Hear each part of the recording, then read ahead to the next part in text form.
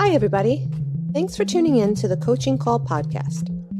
On this podcast, we'll cover various types of coaching by trainers in sports, martial arts, fitness, and business. We'll discuss each coach's methods to getting the most out of their respective athletes or clients and how they attempt to change the platform in which they coach. Join us on a fun adventure as we discuss unique coaching styles. Coaching is a universal part of how we get others to get something done. Join your host, Raphael, and his guests on this unique journey in coaching. Hi, I'm Sifu Raphael, and this is the Coaching Call podcast. If you enjoy this episode, please subscribe and leave a review. This episode was made possible by listeners like you. Mark, thank you so much for joining me today. How are you, my friend? Raphael, I am very grateful to be here and also grateful that it's warming up here in Houston. We had a couple mornings when it was in the 20s, and I didn't move from New York down to Texas to be cold. So we're warming up today, though. Yay. Exactly. We did not move from New York to Texas to be cold. Agreed. But I am in New York, so, I do like my sweatshirts and all this fun stuff. So I'm sure you had to go into your closet and take some out, right? I did. And I do something really strange is I ground outside for 10 minutes every day. So one morning I had to ground when it was like, I didn't have to. I chose to ground when it was like, I think 29 degrees. So I had my bare feet on the ground. I had my feet covered with blankets because my wife's going, what are you doing? I'm like, I got a streak like 2 weeks in a row. I'm not breaking the streak. And because I can tell you the grounding really works. It eases my inflammation. It was tough, but this morning it was 45 degrees. So it was much easier. Yeah, definitely. I did an event in Ohio. And we were outdoors for 2 days. And it was, I think, 4 degrees. Oh, is that with the wind chill or is that actual temperature?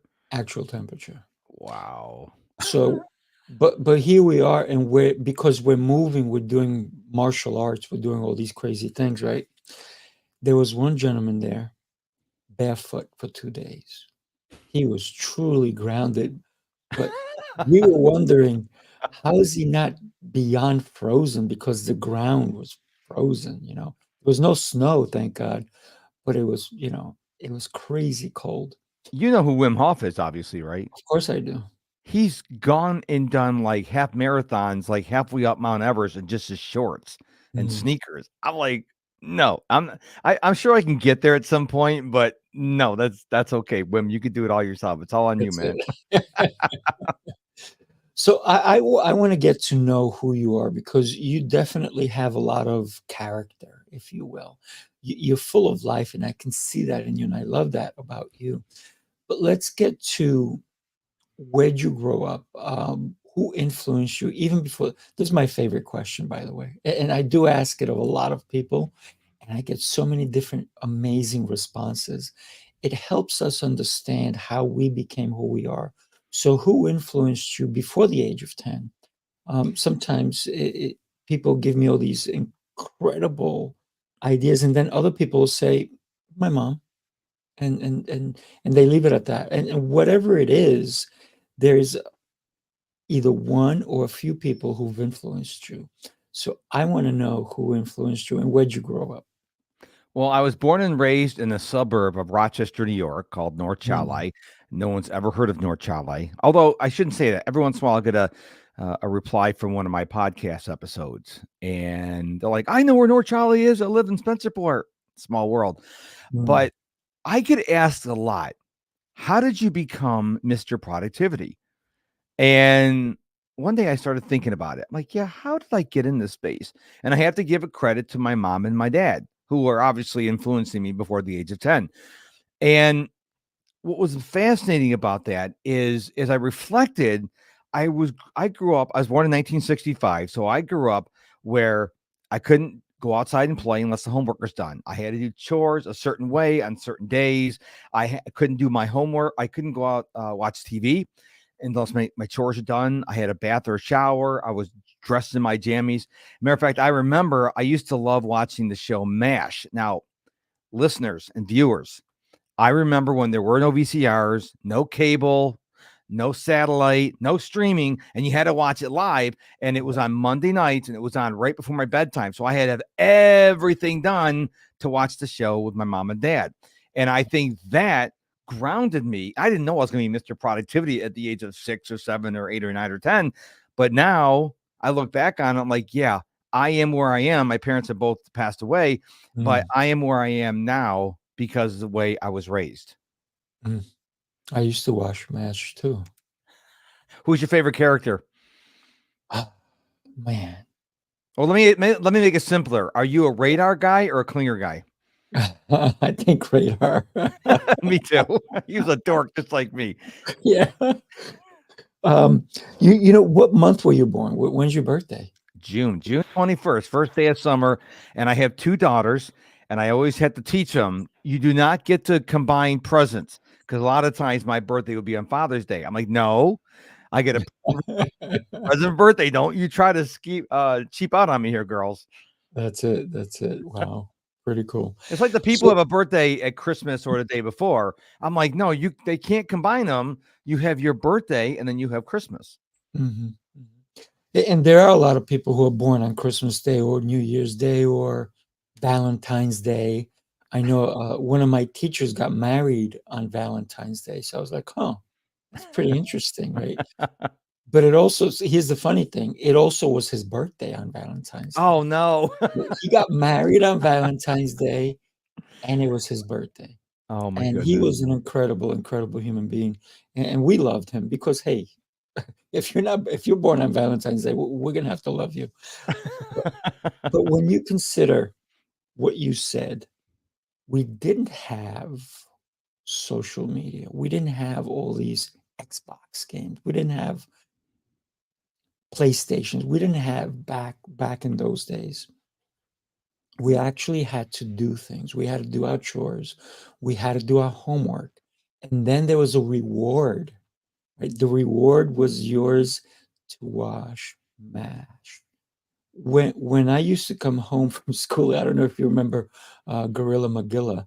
I used to run home just to watch those shows and catch that pigeon and all that. I don't know if you remember all those shows, but it was the cartoons on Saturday morning. It was all the little things that we looked forward to. Mhm. And that's missing in the children of today because it's not the first thing they're doing is opening up their This iPad or their right there. iPhone, right? Yep. Or their Droid phone, whatever phone they have. And I didn't have a phone. And I remember people, if you had a phone in your car, is because it was wired and you had an Yep. expensive car, right? And Or you paid per minute. if you did have a phone, this is my portable speaker, right? It was this size. So it was like, hello. And Yep. we've come such a long way, but we've moved so much forward, but in the same scenario, we move backwards because we are not doing things for ourselves. I have transitioned over the last year from chasing money to chasing happiness, Mm, because I have heard stories where people make $50,000 a year and they get to go to all their kids' football games, they get to go to all their daughters' dance recitals, and they get to have family dinners. And I've also heard stories of people with 50 million bucks in the bank and they're miserable mm, because they're always going. And so for me as a 58-year-old solopreneur, I'm chasing happiness. And I can tell you, as I'm on your show right now, I woke up today happy. I mm, woke up the last couple of days when it was 20 degrees here in Houston, happy, because if you're not happy, what is the point of living? I mean, money, as you know, Raphael, it's just a magnifier for who you are. So if you're a poor, miserable person and you get a lot of money, you're going to be a rich, miserable person.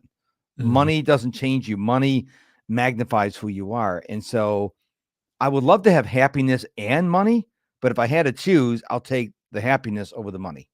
Yeah, yeah. I did a show earlier today called the basis was on adapting, right? How do you adapt to your lifestyle, to the circumstances in your life? So let's get back into you because you're fascinating, by the way. Well, thank and you. and the fact, and by the way, Fred, thanks for joining us, buddy. And when we consider that you knew you had certain things you had to do because of your upbringing, and you give credit to your mom and dad, and that is beautiful because a lot of people nowadays they don't have that. They don't have a mom and dad because so many people wind up in divorce, Yeah. and you understood the power of both your parents, and you sat with them, and you enjoyed their company even though you were enjoying the show. It was because they were there that made it probably even better for you. So because of that, you understood that in order to have your reward, you had to be productive ahead of time. So is that how your productivity came about? My productivity, are you referring to Mr. Productivity? Yes, sir. That came about because somebody on, well, I had a coach. So I got fired from my corporate job in July 2005. Mm. And I always thought I wanted to be a professional photographer. Turns out I just wanted the cool gear. I didn't want to be a photographer. But now keep in mind, this is back in 2005. So the only things that were around were Facebook, Twitter, email marketing, and direct mail. That was it. So I had this idea. I'm like, what if I go and speak to people and teach them how to take better pictures of their kids or their property, whatever? Now, keep in mind that when I was in high school and college, I didn't want to speak to an empty room. I was terrified of getting up in front of the class. Now I have a podcast and I speak all the time. I'm not sure what happened. But when I realized that I became a speaker, and then I realized I don't want to be a speaker on photography. So I'm trying to think, what should I talk about? Because I've got this energy I want to share, what should I teach? So I one of the first coaches I ever hired was a Tony Robbins result coach. Not Tony Robbins, he's like $1 million an hour. I can't afford that, but and so one day I was on one of my coaching calls with him, and I was uncharacteristically not my ticker self from Winnie the Pooh. I was more like Eeyore, and he goes, "What's going on?" I'm like, I really want to teach. I really want to speak. I really want to be like a personality and help people, but I don't know what I should talk about. He goes, "Well, why don't you talk about productivity?" And I remember saying to him, I'm like, why would you say that? Where did that come from? I'm confused. He goes, I know a lot of people. You are one of the most naturally gifted productive people I know. You Mm. should share that gift with the world. And I'm like, really? Because you right away when someone sees something in you, the first thing you do is like, nah, you're just saying that. But Right. obviously, I'm trademarked Mr. Productivity. I've got the Mr. Productivity podcast. I'm out here helping people on podcasts and live events such as yours. And it took somebody else to see that in me. I didn't see it. And had I not, had that conversation with that coach, would I even be doing what I'm doing now? Would I even be here on your show right now? I don't know. Mm. You just mentioned something, and this is why this is called a coaching call, right? So when you consider that the coaches in our lives can, even if it's one word or if it's just support or if it's mentoring, they can definitely impact you in so many profound ways. This is why I love coaching so much because, listen, you don't need to have $1 million or $10 million or $50 million to have a coach. Nope. And if you turn around and say, can't afford a coach, I'm trying to put food on the table. And I'm going to say, yes, do that. That's super important. But what you could do is get a library card. You can get a What? library card. I know. And you can go, and there's motivational books, there's different kinds of things. You can see, there's autobiographies. You can see what people have done and how they've climbed out of poverty, how they've come out of the ghettos, how they've invented something, how their life has changed because of their daily habits. So when we consider that we can't afford something is because we are thinking small.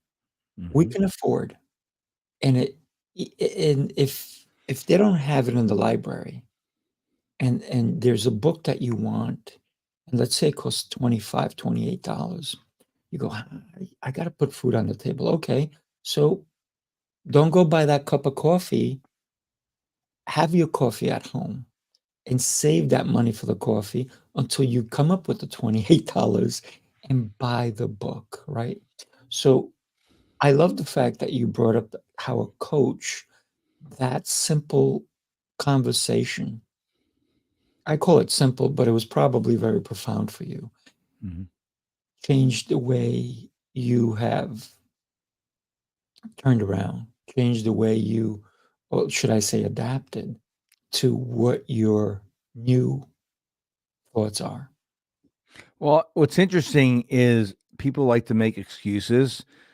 They'll say, "I don't have the money," and I'm like, "Wow, those look like brand new expensive sneakers. Oh, you have an iPhone 15. Oh, you have an iPad. You have a MacBook. Oh, you got a brand new car." You don't lack money, you lack priorities. Because one of my best clients who actually left my paid community because she says, I learned everything. My life is for changed.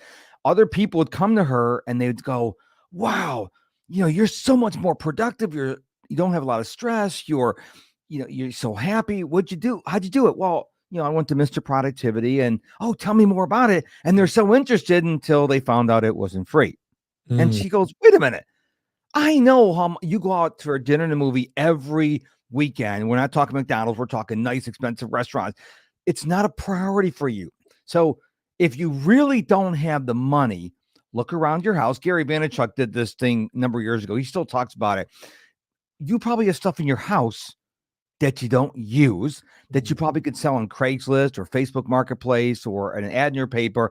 And there's your $28 for your book. So if you really want something, Tony Robbins said it's not a question of resources, it's a question of resourcefulness.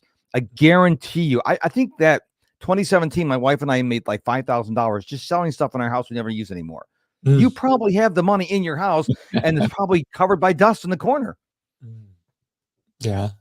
There is so much that we acquire, and it's because we shop instinctively. We Yes. see something, we go, "I need that." You don't need it. You want it. That's the difference. There's a Yes. difference between want and need, right? Yes. And I don't think people understand the difference. Like, I used to be one of these people. I used to get a new iPhone every year. I still have the iPhone 13 Pro Max. We've gone through the 14 and the 15. 'Cause we're like, it still works. There's nothing wrong with it. Mm, I have the 256 gig phone, takes gorgeous pictures, and I take really good care of my phone. So there's not a scratch on it. Why would I want to go give Apple another 13, 15, $20 million for another phone when there's nothing wrong with this? But we live in, "Oh, Raphael got a new phone. I got to get a new phone." that's right. No, you don't have to do that. If it works, keep using it. Now, I am a big proponent of when you upgrade, get the best you can get. So a couple years ago, my iMac was dying a slow death. And I was going to go out and get a MacBook Air. And my wife says, "Look, this is your business."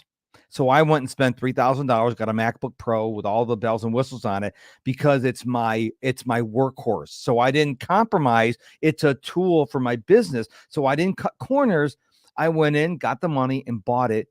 The device that would serve me instead of cutting corners, because if you cut corners, that's when you start, "Well, I got to buy an upgrade. Let me get an upgrade, Mm, upgrading." Then you're spending more money had you bought the best stuff. So if you really want something, especially for your business, go out and buy the best that you can afford, because it's probably going to serve you better than if you buy the cheapest model and then all of a sudden it starts breaking, you start having issues with it. So it's just something to think about.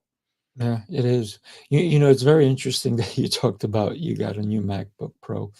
I was using my MacBook Pro, and one day it just went, pew, and I had a podcast that day. Oh, So no. I had to reach out to the person I was doing, and I said, "Listen, my computer died." I literally went to the Mac store, Apple store, and I got the studio, the studio one. Oh, And wow. it's not a cheap one, but it's made for Yep. productivity, right? Yep. So and then I redid the show with the gentleman, but it was good that I was able to reach out to him and tell him I wasn't lying, and this is really what happens. But you're right. When we buy cheap, it costs more. It definitely costs more. Mhm. I do have my eye I do have the tower in one of my businesses, and I'm like, oh, what's my next computer gonna be like? Because technology, when you use it for business, you want it to be effective. You want it to work for you. Mhm. So this coach of yours, he told you should talk about productivity, but he had to have seen something that you didn't. How long had you been with him prior to that conversation? Oh, that's a good question. I don't have a definitive answer, but About. I'm gonna say probably a few months, Mhm. which I think I know where you're going with this. You can't go like I one of the things I offer my clients is a power session, so you can get a 1 hour call with me. But we get into the call and they're like, this isn't gonna be enough time. I knew that, but you said you can only do 1 hour.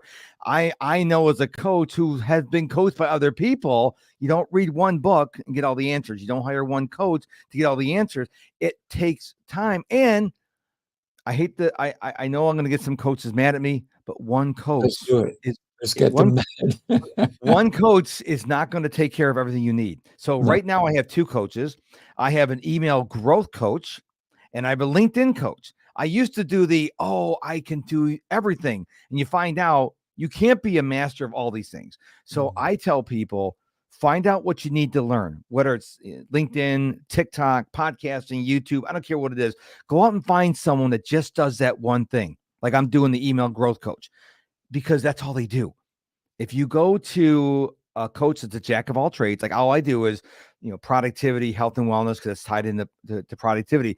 But if you said, yeah, I need help writing a book, I'm not your guy. I'm not going to pretend to be Exactly. your guy. So first identify what skill you want to learn, Mhm. then go out and look for a coach. People, what I see on LinkedIn and all that, people have reversed. They look for a coach and then they try to fit what they need in front. No, that's backwards. Make sure the horse is in front of the cart and not the cart in front of the horse. Yeah, and don't get a cookie cutter coach, which is Yes. they give you the same information no matter who you are,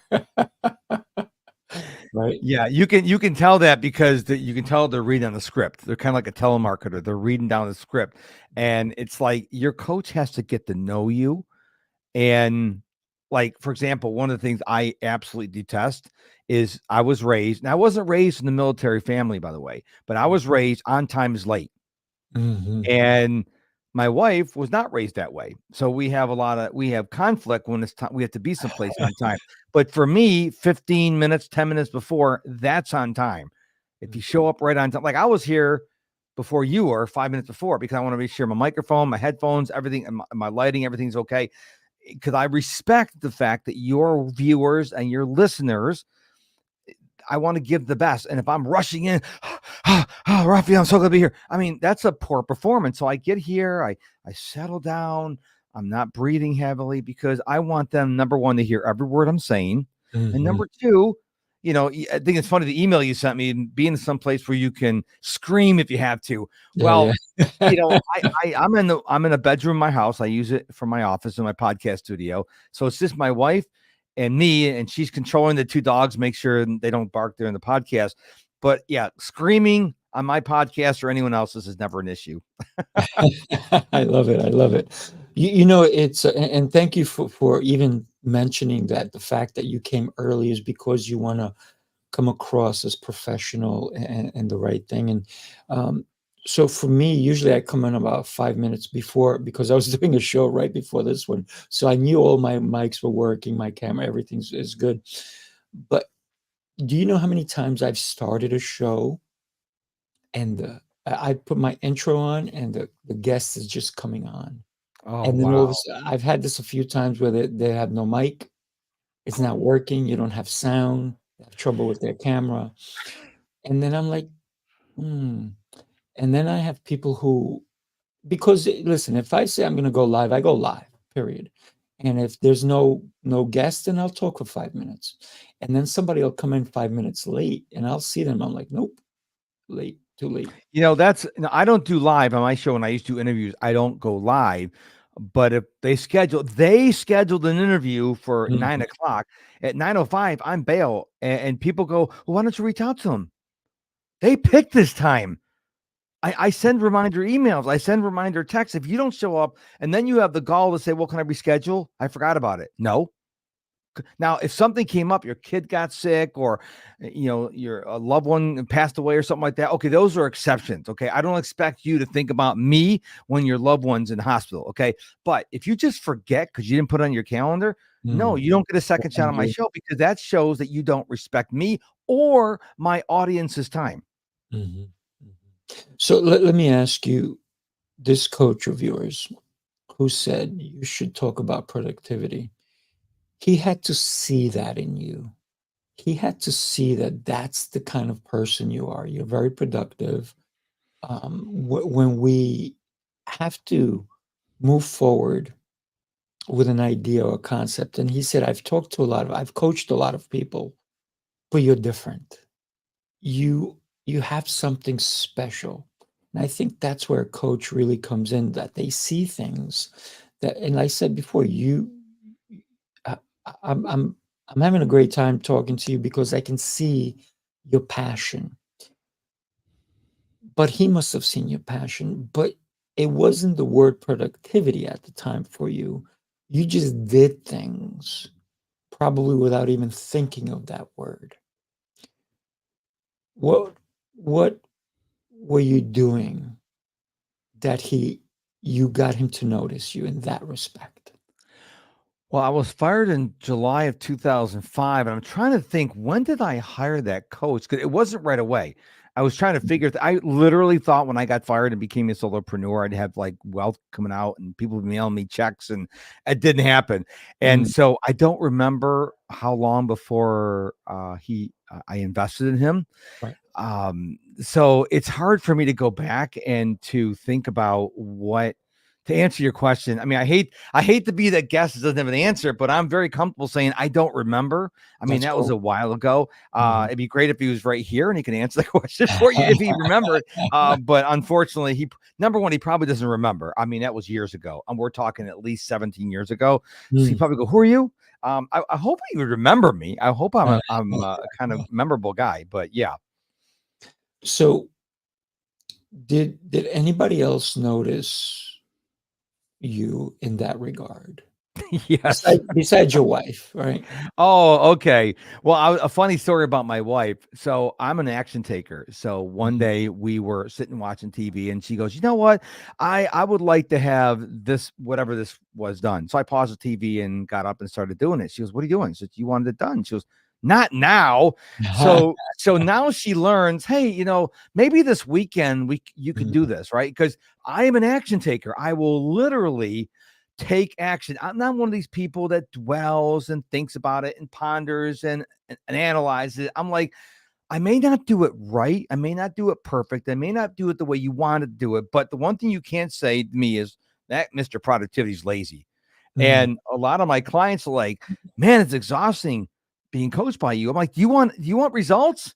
I'm not a therapist. Do you want results? Because I will make people get results. And you Mhm. can't, and I know you know this, Raphael, but for the benefit of anybody listening, if you don't take action, nothing is going to happen, except maybe you'll go backwards.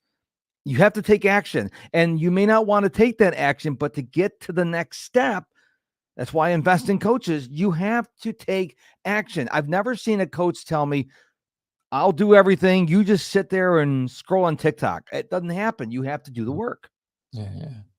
I mean, hey, listen, Michael Jordan had a coach, and it wasn't his coach doing the work, right? Actually, his coach did the work in the background, right, if you will. Yep. He told him and the reason we have a coach is so that they do observe, they do ask questions, they do get into who you are. So tell me about your career. At 10 years old, you're watching MASH with your parents. Tell me about your teenage years. Guide me, take me through your life journey, if you don't mind. I was, believe it or not, I know you're going to find this hard to believe, Raphael. I was an introvert, so Mm, I only had a few friends in high school. I didn't join any clubs. I just like I don't want the spotlight centered mm, on me. I would do my work, and that so my high school years were like, don't look at me. I'm like, don't look at me. Don't look at me. I don't know what happened. Somewhere along the line, the switch flipped. But all through my high school years, elementary school, and up in New York, as you know, we don't have middle school. We have junior high and high school. I didn't want to be known. Don't call on me in class. I didn't have a lot of friends, so that that's the truth. I mean, I'm not going to make that. People may be watching me or listening to me and like, this guy used to be an introvert. And the technical term for me is ambivert. So mm. if I'm on center stage, I'm like in my element. But if I have to go to a party and I have to mix, oh no, I am like, no, I'm like, I'll be in the corner scrolling TikTok because I don't make small talk. Now, if I'm the center of the attention, so if I just get off stage, people going, oh, Mr. Productivity, can I have a picture with you? Okay, now I'm in my element. But other than that, I don't do small talk. It's very uncomfortable for me. Mm. So big talk. I'm just kidding. Uh, so, what was your first job, and what was the role that you played? My first job, I'll never forget this. I was painting some guy's deck, and I remember Mm, riding my bike. Now keep in mind, this is probably in the late 70s, maybe late 70s, early 80s. My parents let me ride my bike. Oh my goodness, this guy had to be like 6 miles away from our house, and I would just ride it down the main street, and mm, the guy would have all the materials, and I would paint and all this stuff, and I'm like, and to this day, I was actually thinking about this the other day. How did I ever get that job? Because I didn't know the guy. But my first real job was at a company called Gold Circle. I don't know if you remember that. They were around up in New York for back in the 80s. It was like the Walmart and the Kmart's back in the day. mm, And I still remember I had to wear a tie and a vest. And so, yeah, I was, I was going to high school at the time. And, yeah, mom says, hey, you want to use the car to go to work? You got to have money to put gas in the gas tank. Back when gas was like under $1. A lot of your listeners and viewers probably won't remember those days, but yeah, I remember when gas was 83 cents. I remember going back that far. So, in answer to accommodation, this question, the last question is, I just didn't want to be the focus of anybody's attention. I didn't date. I think I dated one girl, and that was in 12th grade. mm. Don't look at me. I was like just the opposite what I am now. Now I'm like, look at me. Back then, like, no, just, I'm not here. I wanted to be the invisible man. Mm. So you had to wear a tie for work. What'd you do there? I was a cashier. I remember I used to work the camera counter back when they sold CDs, Mhm. compact disc, Yeah. and cameras and stuff like that. So I had to wear a tie. I actually found a picture not too long ago about me working there, and I had hair. And I shaved my head now, but I had full head of hair, and I was a dork. I was in 12th grade. I was a dork. I looked like a dork, and it's just. And then I was such a dork that when everybody else would say, hey, you want to go to a party? I'm like, I didn't smoke, drink, or take drugs. I still don't do it this day and age. I'm like, no, Good I'll for just you. go home. I just don't do that kind of stuff. And now I go to bed at like 8:15 and get up at 5 o'clock in the morning. I was up at 4 o'clock this morning. And so if you say come to my party, I'm like, it better be from 3 to 7 because I don't go to late parties because I'm in a routine. My body, I'm in bed by 8:15. I'm up between 4:30 and 5. I like to sleep after 5, note to myself. But I get 7 to 8 hours sleep a night. And if you look at the really wealthy billionaires, not the athletes, but you look at Mhm. the really wealthy people, They're early to bed, early to rise, makes them healthy, wealthy, and wise. I think maybe Benjamin Franklin said that. And he turns out he's right. Yeah. Nothing good happens when you're up at 11, 12, 1 o'clock in the morning. Nothing good happens. So go Mhm. to bed, get your rest, so you have the energy to show up on Raphael's podcast and knock it out of the park. Well, he'll tell That's me right. if I knocked it out of the park when we're done here. You're doing great. So early to rise. I also, I'm up between 4:30 myself. Sometimes it's 3:15. I usually my internal clock goes, get up. And I'm like, okay, I gotta go do something.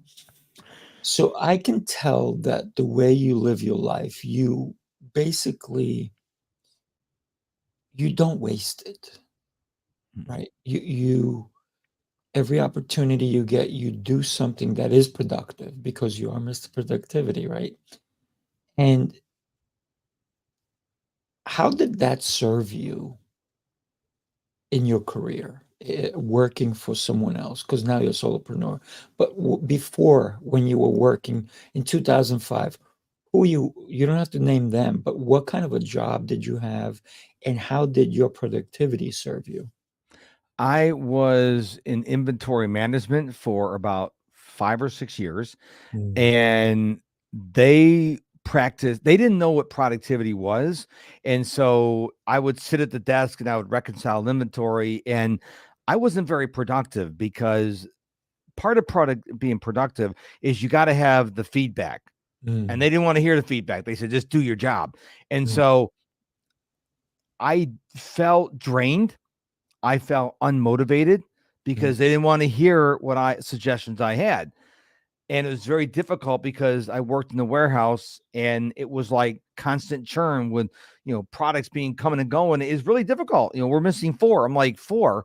We're missing 4 items. They're 10 cents each. Why am I spending my time looking for 50 cents worth of item? But that's where they measured productivity. Now, mm, today, believe it or not, as Mr. Productivity, I'm not productive all day long. People are like, because I know me.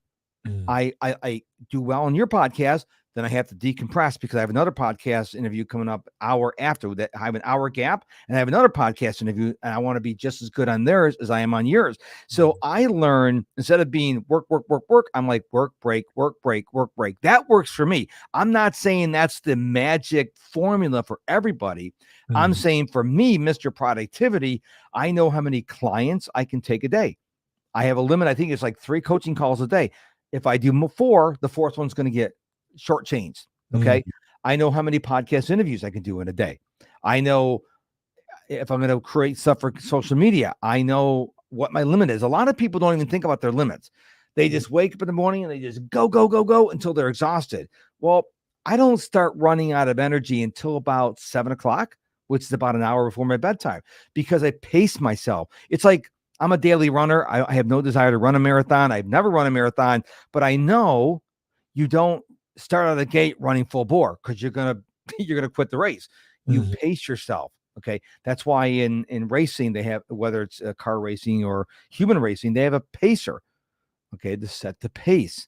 mm, And so in my day, I'm like productive, break, productive, break. Now I'm not saying it's productive for an hour like on your show, and then I take a 4-hour break. I'm not saying that, but I won't do nothing between the end of your podcast and the start of the next one, but I'll do something that doesn't take as much brain power, kind of like autopilot, if you will, mhm, so mhm, that my brain can recharge for the next interview, because I don't think it's fair to give you a 10 out of 10 and give them a 4 out of 10. And right. if I did something that was really brain intensive between the podcast, I'm not going to have all that brain capacity for the next podcast. And I always want to show up at my very best.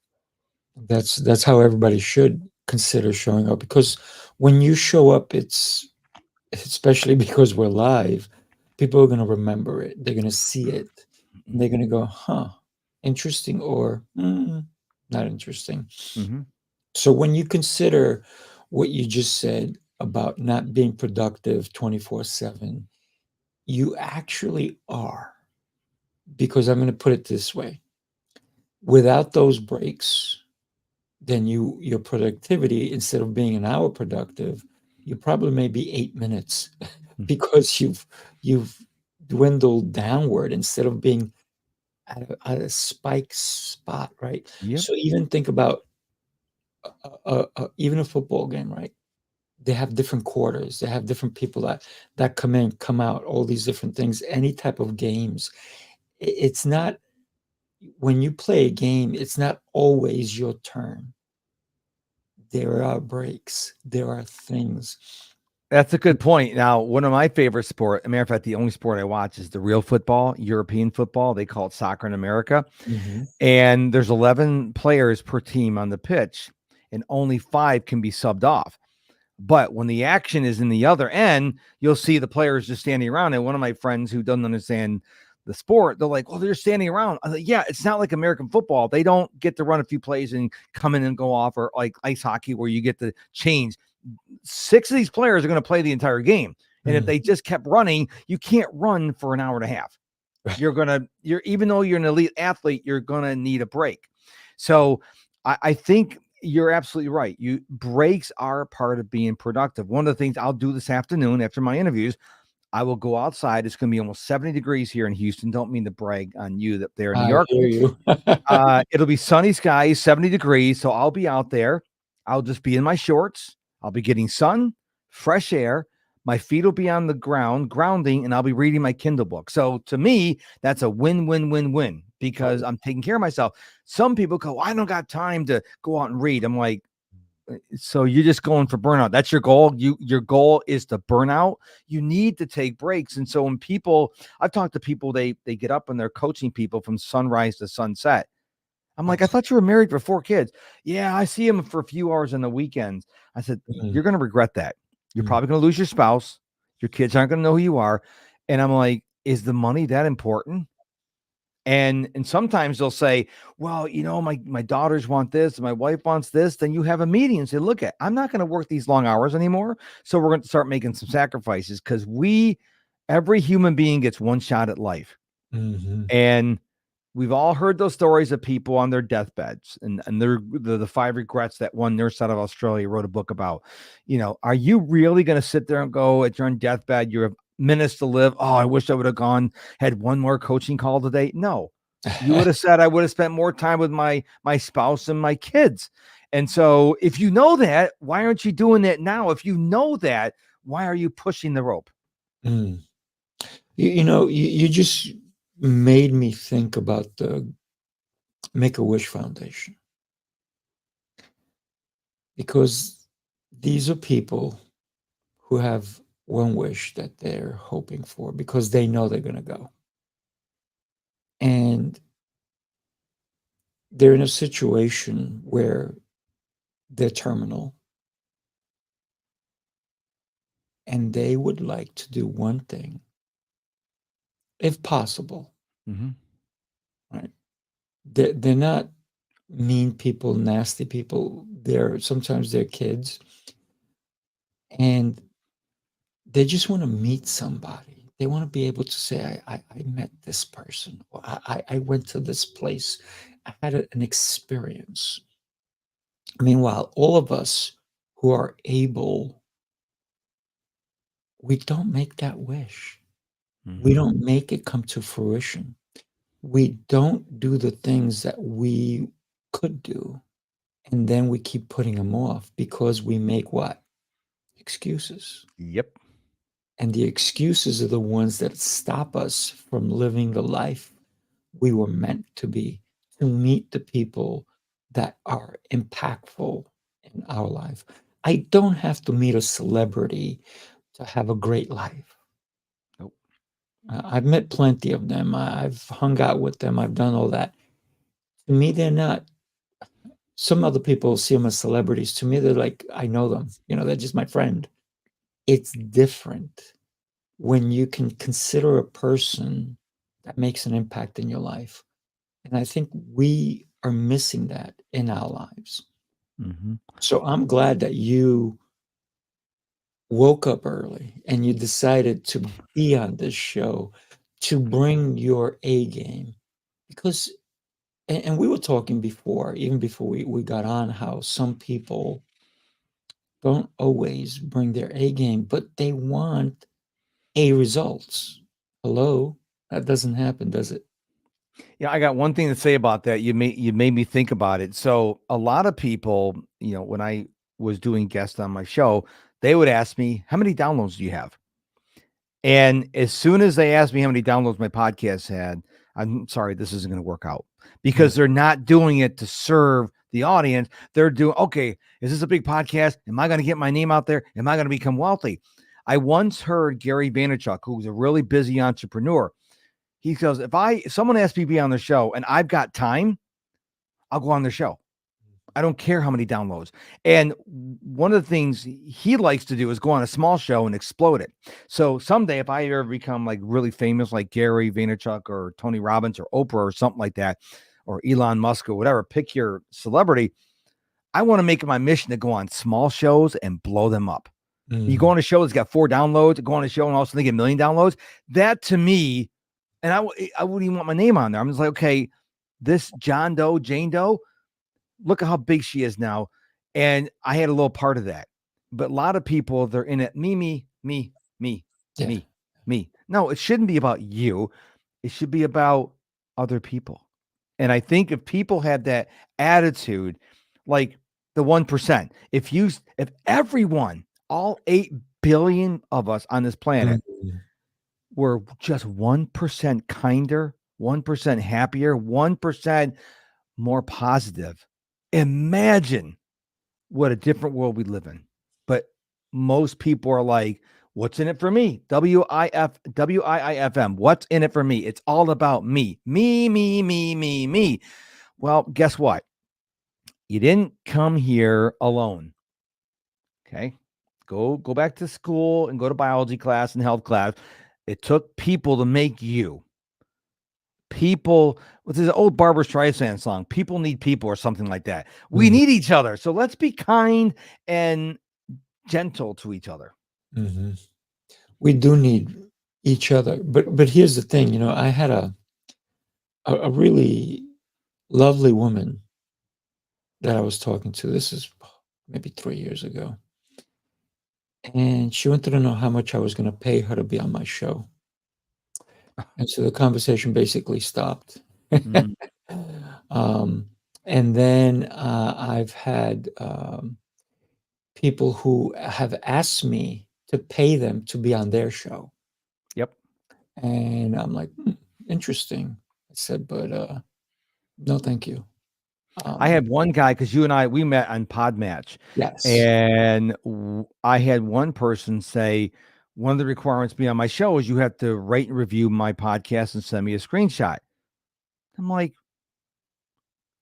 so you're just, it's kind of like the speaker saying at the end of the speech, saying, everyone stand up. Okay, clap to get the energy going. Oh, thank you for the standing ovation. It's cheap. And I never ask any of my guests to ever do anything when I had guests on my show. And I did over 900 interviews, and I stopped doing them in December 22.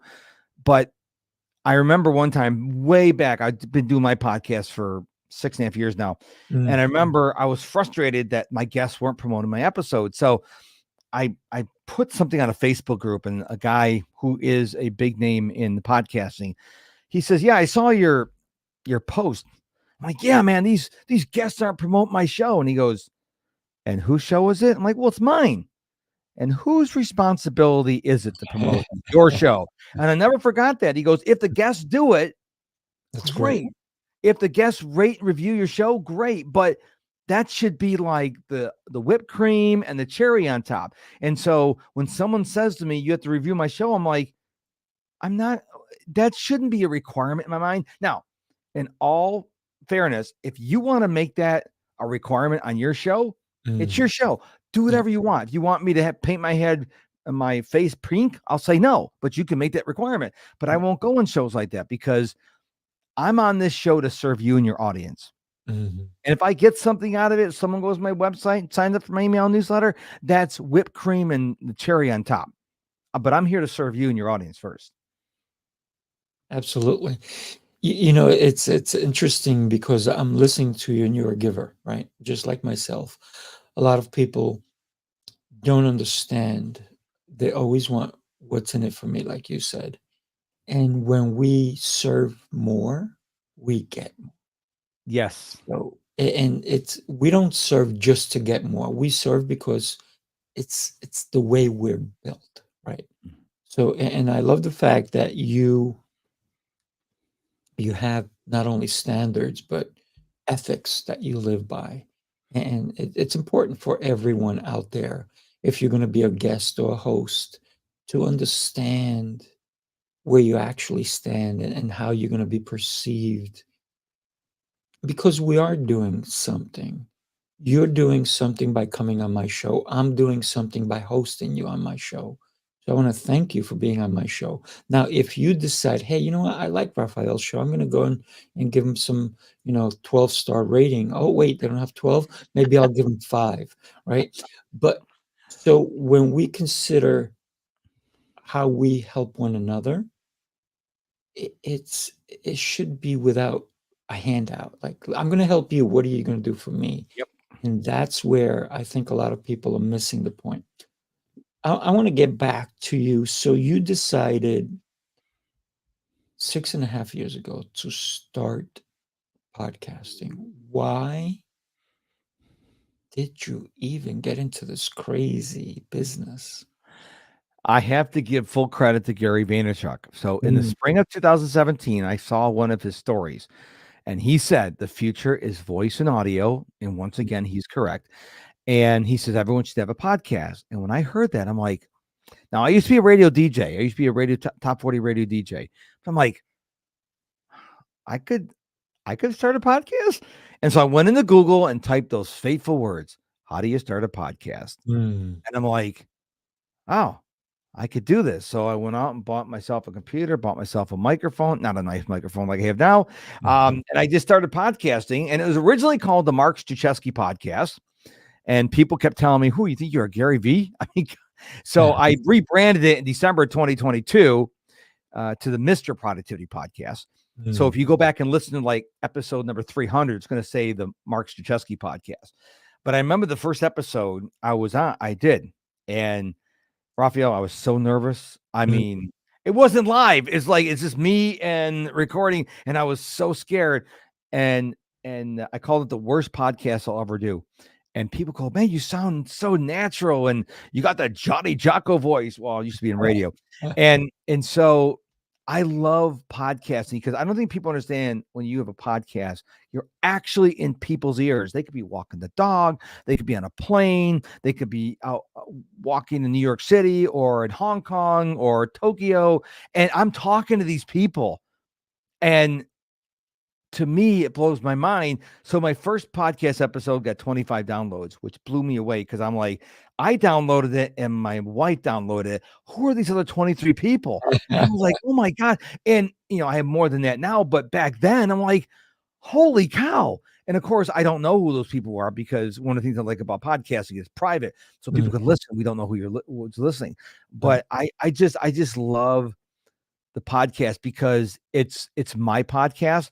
So like you can lose TikTok, YouTube, Facebook, Instagram, X, LinkedIn. They can kick you off those platforms. But even if Apple and Spotify and Prime Music and stuff like that kick me off music, I'm not Prime Music, Amazon Music, kick me off, I still have all the recordings. They're all mhm. mine. That's right. And I met some really cool people on the show. And now I'm at the point where I can give people advice. Like I applied for someone's show today, and this person had this long application. And then I have to do a 20-minute pre-call. I'm like, I've been doing this nearly 7 years. I've never gone through this much. I know this guy. The guy was on my show once. So Mm, I sent him a message. I'm like, dude, where'd you learn this from? Because he probably went to a course and they said, yeah, you got to do this, this, this. I'm like laid back. I just want to give value to people. You mhm. asked me, can you be on an hour for my show? And I'm like, yeah, I'll come and give you an hour of value because that's what I'm here for. I'm Yeah. not here to just necessarily promote myself. I do appreciate you put my website up there, but I believe if people are like, oh my gosh, who is this guy? They will find out who I am and they will go find me on the social media platforms or go to my website. But you got to show up and give a good value first. A lot of people get here like, oh, an hour. And they're looking, oh man, okay, 45 minutes left. Oh, 35 minutes. If you're looking at that red timer, Oh, You're doing it forget it. wrong. Mhm. You're doing it wrong. You don't do that. You sit there and go, okay, I'm going to be here for an hour and I'm going to give the best I can. And when I'm done, and maybe I have to take a nap, but I'm going to give the best for Raphael and his audience now. And I think everyone should just show up, whether you're on a live stream or a podcast or whatever. Do your best. If you can't be your best, you wake up and you're in a miserable mood. Maybe your heat went off or your power got turned off and you're miserable. Have the decency to call the host and say, look, I know I was supposed to be on your show today, Raphael, but today's not a good day. Raphael is probably going to say, you know what? I'd rather have you rescheduled than show up and be miserable. Am Mhm. I correct? Yeah, without a doubt, without a doubt. And I've rescheduled many people. One of the things that you talk about is how you show up, right? The importance of that, what you bring to the table, if you will, right? And whether you know it or not, your word is your bond because a lot of people have forgotten that important aspect. Because you said, if I promise Raphael I'm going to be on his show, I'm going to be on his show. And I know you have guys who are coming in to do work in your house. Yep. and and I can and hear him you in the background. I'm like, okay, we're almost done. Please don't make any horrific sounds. The dog is being beat. Now, one good thing about this, I'll be honest with you, Raphael, is this is a really nice microphone. So if I Mhm. back up, you really can't hear a lot. So hopefully you're not hearing the noise in the background. I'm not. My wife did tell him, please be quiet. My husband's on a live broadcast right now. Yeah. And that's one of the things. If you're going to be a podcaster, you have to invest. Everybody says, oh, you can go on your phone. You know what? You're going to sound like crap. Pardon French. But you have to invest. And I have right now, I even have microphones that haven't even been opened. They're Oh, like $400-500 microphones. But the reason I have them is in case anything ever happens. I have yeah. 6 microphones that I can pop in, but I have one in case I have to do a show and I have to go on the road. And guess what? I take it with me. If somebody goes, come to my studio, we're going to do a thing. I'll bring that microphone with me in case Good for theirs you. is crap. Right. Good So for you. I'm gonna have the best microphone because I want to deliver the best for you. So I Yep. have 2 microphones that I will travel with if I know I'm going to be on a show. And Nice.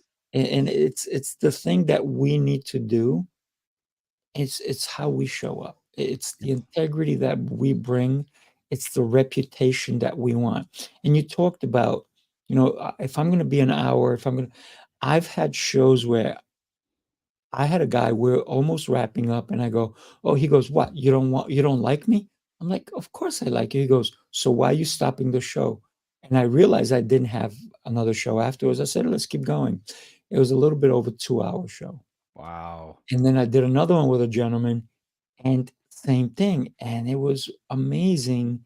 And that one was 2 hours and change, and he goes, "Hey, I'm having a blast, but I actually have another show and I don't want to go to it because I'm having a great time here, but let's do another show later on." And so that's happened a couple of times. But when you consider, you have 2 choices when somebody asks you to be on their show or when you ask to be on their show. Is it worth your time? Right? That's the number one question because that's one thing you can never get back. So Mhm. thank you for thinking that my show's worth your time. I appreciate you. Well, thank you for having me on here. It's been a joy. Um, as you can understand, as Mr. Productivity, when we schedule for an hour, my focus mode is cut for an hour, and I don't want to tempt fate because I told the guys I'll be done at the top of the hour, and if we go longer, they may be making more noise, and I don't want to interrupt the quality of your broadcast. So I appreciate you. I mean, I could talk to you for another hour, but I think I so. cannot guarantee. I cannot guarantee. I mean, we could do it again if you want to have another show, but I can't guarantee that the noise level won't increase. Because I told them I have another interview in an hour. I said you an hour to make noise, and I got a feeling they're waiting up there for. Okay, it's almost top of the hour, so I don't. They're I gonna just think we start better getting wrap this crazy. up instead of tempting fate. Yeah, absolutely. So thank you so much for being here. We're gonna say goodbye to everybody. Just hang on for 1 second. All right. So everybody, thank you so much for being on the show, listening to it. If you're watching it on the replay, just let me know. Throw some comments up there. Fred, thank you so much for joining us live.